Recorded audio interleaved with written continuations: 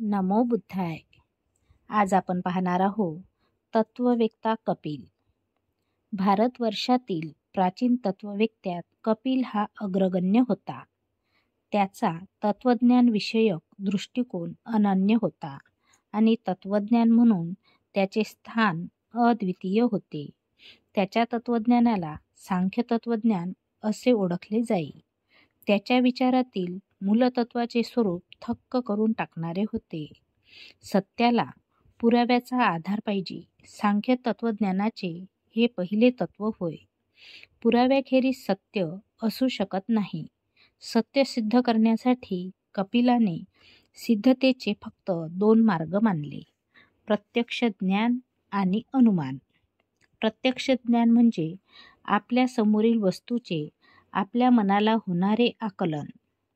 अनुमान 3 प्रकारचे आहे: कारणावरून कार्य ओळखणे, जसे ढगांच्या अस्तित्वावरून पावसाचे अनुमान काढणे; कार्यावरून कारण ओळखणे, जसे दरीतून वाहणाऱ्या ओहोळाला पूर आल्यावरून डोंगरावर पाऊस पडत असल्याचे अनुमान काढणे; आणि साम्य, जसे मनुष्य जेव्हा हालचाल करतो तेव्हा तो जागा बदलत असतो असे आपण अनुमान काढतो.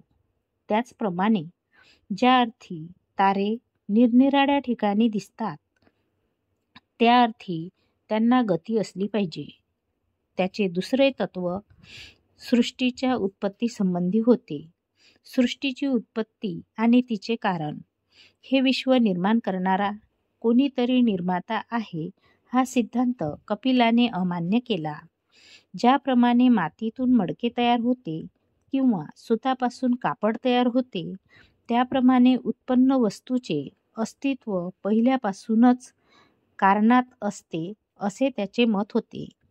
विश्व एखाद्या निर्मात्याने निर्माण केले हा सिद्धांत अमान्य करण्यासाठी कपिलाने पुढे केलेला हा पहिला आधार होय. परंतु आपल्या मताच्या पुष्ठ्यार्थ त्याने इतरही काही आधार दिले आहेत. असत हे कोणत्याही कृतीचा विषय होऊ शकत नाही. वास्तवता नवे असे काहीच उत्पन्न होत नाही. सुष्ट वस्तू ही ज्या पदार्थापासून बनते त्यापेक्षा ती निराळी नसते. ती ज्या पदार्थापासून बनलेली असते त्या पदार्थाच्या स्वरूपात ती अगोदरपासूनच अस्तित्वात असते. अशा निश्चित पदार्थापासून केवळ निश्चित स्वरूपाचीच वस्तू तयार होऊ शकते आणि काही विशिष्ट स्वरूपाच्या पदार्थापासून विशिष्ट स्वरूपाचा पदार्थ निर्माण होतो.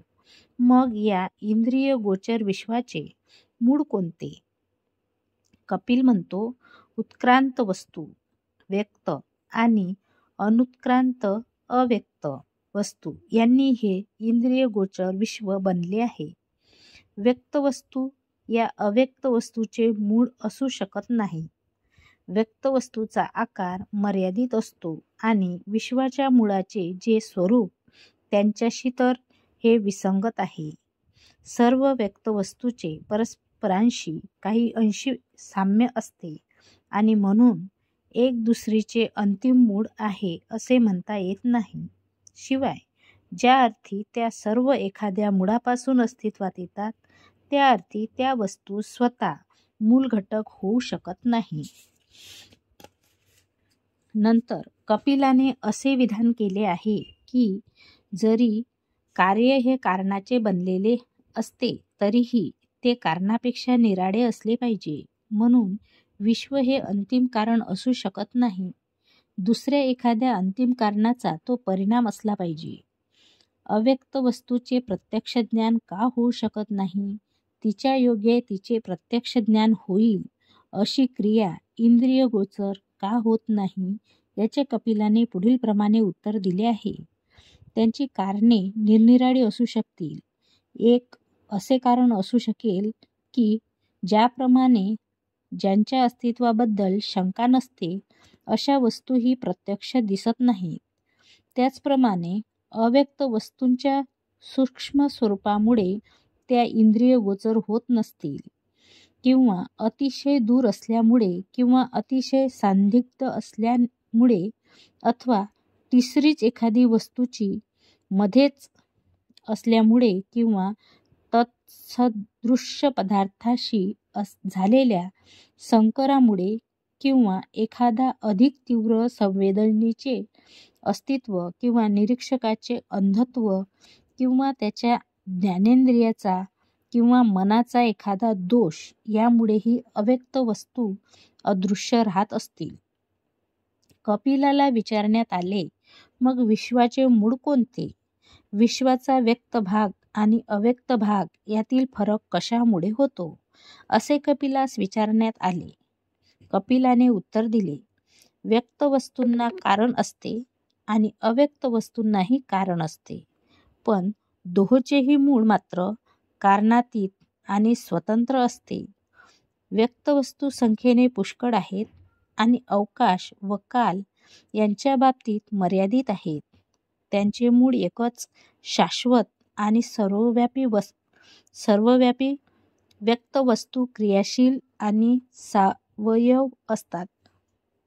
सर्वांचे मूळ कारण सर्व वस्तूंमध्ये अंतर्भूत असते, परंतु ते निष्क्रिय आणि एकसंघ असते. कपिल म्हणतो की अनुत्क्रांत वस्तूच्या विकासाची प्रक्रिया सत्व, रजस आणि तमस या तिच्या 3 घटकामुळे घडत असते. यांना 3 गुण असे म्हणतात. माणसाच्या सुखाचे कारण होणाऱ्या आणि त्यांचा आविष्कार करणाऱ्या नैसर्गिक प्रकाशाशी यापैकी पहिल्या घटकाचे सादृश्य आहे. दुसरा घटक प्रवृत्ती किंवा क्रियाशीलता निर्माण करतो. तिसरा घटक जड असून तो नियमन करतो आणि निष्क्रिय व उपेक्षेची स्थिती निर्माण करतो.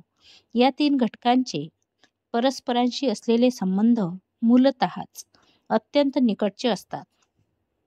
ते एकमेकावर मात करतात, एकमेकांना आधारही देतात आणि परस्परात मिसळूनही जातात. हे घटक ज्योत, तेल आणि वात या दिव्याच्या घटकाप्रमाणे असतात. जेव्हा या 3 गुणात समतोल असतो आणि एक दुसऱ्यापेक्षा वरचढ होत नाही, तेव्हा हे विश्व अचेतन होते व त्याची उत्क्रांती थांबते. जेव्हा या 3 गुणांचा समतोल नसतो आणि एक दुसऱ्यापेक्षा वरचढ होतो, तेव्हा हे विश्व सचेतन होते आणि त्याची उत्क्रांती सुरू होते. गुणांचा समतोल का जातो या प्रश्नाला उत्तर देताना कपिल म्हणतो की दुःखाच्या अस्तित्वामुळे या 3 गुणांचा समतोल बिघडतो. कपिलांच्या तत्वज्ञानातील हे असे सिद्धांत होते.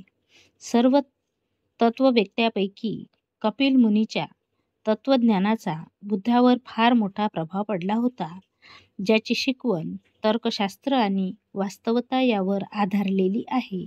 असा कपिल हा एकच तत्वज्ञ असल्याचे बुद्धांना आढळून आले. तथापि कपिलाने सांगितलेल्या प्रत्येक गोष्टीचा त्यांनी स्वीकार केला नाही. बुद्धांनी कपिलाच्या फक्त 3 गोष्टी ग्राह्य धरल्या. सत्य हे पुराव्याने सिद्ध झाले पाहिजे व क्रियेला बुद्धिवादाचा आधार असला पाहिजे हे त्यांनी मान्य केले. देव अस्तित्वात आहे किंवा त्याने विश्व निर्माण केले हे गृहीत धरण्यास तर्कशास्त्राचा किंवा वस्तुस्थितीचा कोणताही आधार नाही हे त्यांनी मान्य केले. जगात दुःख आहे हे त्यांनी मान्य केले. कपिलाच्या शिकवणुकीतील बाकीचा भाग आपल्या उद्दिष्टांच्या दृष्टीने अनावश्यक म्हणून त्यांनी सोडून दिला. अशा प्रकारे आज आपण तत्ववेत्ता कपिल बघितलेला आहे. पुढच्या भागात आपल्याला ब्राह्मणे बघायचं आहे. तोपर्यंत नमो बुद्धाय. जय भीम.